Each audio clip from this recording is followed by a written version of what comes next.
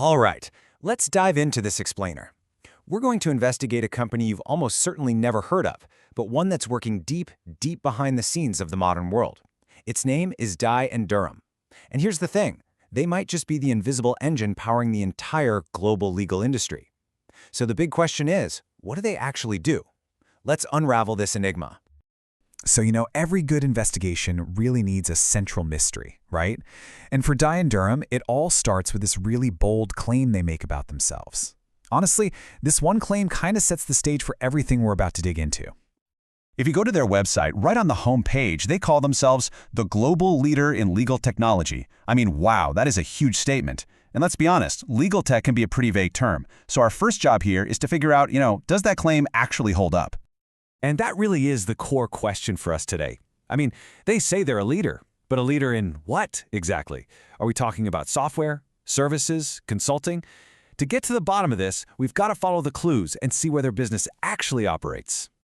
Okay, so our first clue takes us right to the heart of their business. If we really want to get what Dye & Durham is all about, we have to start with their main product, the piece of software that's really the foundation for everything they do. So at its heart, the company makes something called practice management software. Now, the best way to think about this is like it's the central nervous system for a law firm. Seriously, it's this one single cloud-based platform where lawyers and their staff can manage pretty much everything they do day to day, all in one spot.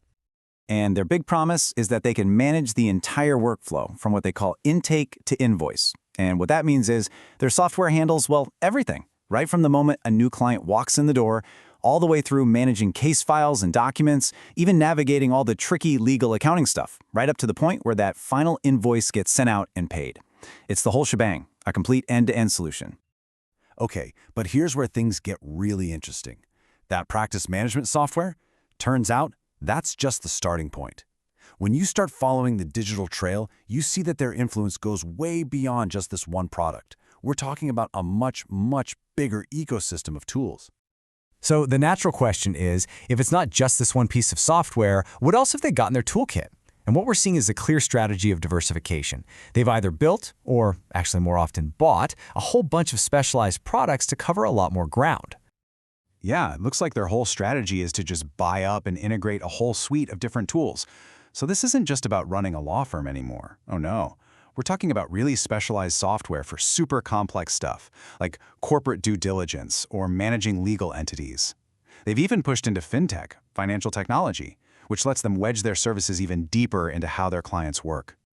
And of course, you knew it was coming. They are all in on AI. But we're not just talking about plugging in some generic chatbot here. No, they're building on top of really powerful models, like the ones from OpenAI, and then they're training them with specialized legal data and getting input from actual lawyers.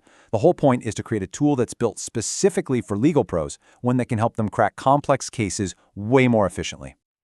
So when you start to piece all these different clues together, you've got the core software, you've got all these other tools they've acquired, you've got the legal AI, suddenly a much bigger picture starts coming into focus. This isn't just about selling a collection of products, it's about building a massive, interconnected, global network. And this is where the sheer scale of what they're doing really hits you. They have over 60,000 clients around the world. And look, these aren't just casual users. We're talking about law firms, government agencies, big financial institutions, all of them depending on Dye & Durham systems to do their most important work every single day. And their reach is just huge. We're talking across 5 continents. That makes them a truly global force in this industry. But it's not just about how far they've spread out geographically. It's also about their financial muscle and their ambition. And just to be clear, this isn't some quiet little startup we're talking about. Dye & Durham is a publicly traded company on the Toronto Stock Exchange.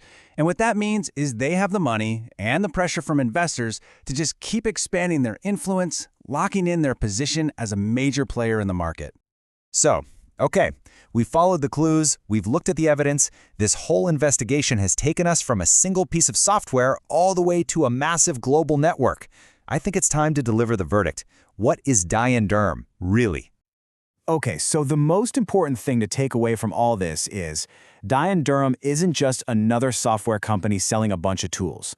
Their real ambition is to become the fundamental operating system for the entire legal profession.